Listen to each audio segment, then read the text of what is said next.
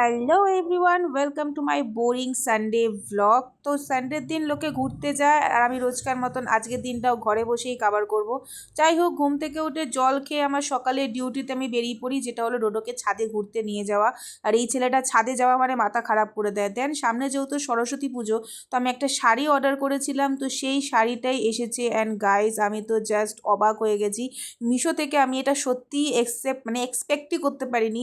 শাড়িটা আমি ভেবেছিলাম কেমন না কেমন আসবে, বাট ভীষণ সুন্দর এসছে। এটা এসছে শাড়িটার সাথে ব্লাউজ পিস, আর এইটা হলো শাড়িটা। এটার জাস্ট কালার আর শাড়িটার যা কোয়ালিটি, সেটা তো আমি তো জাস্ট ফিদা হয়ে গেছি। তো যাই হোক, সন্ধ্যাবেলা আমি বানিয়েছিলাম এখানে চিকেন মোমো, যেটার রেসিপি তোমরা আমার আরেকটা চ্যানেলে পেয়ে যাবে, পূজা ওয়ার্ল্ড বলে যে চ্যানেলটা আছে।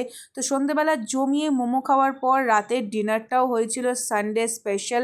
পোলাও ছিল, লাচ্চা পরোটা ছিল, এখানে চিকেন কষা ছিল, আলুর দম ছিল, তার সাথে সাথে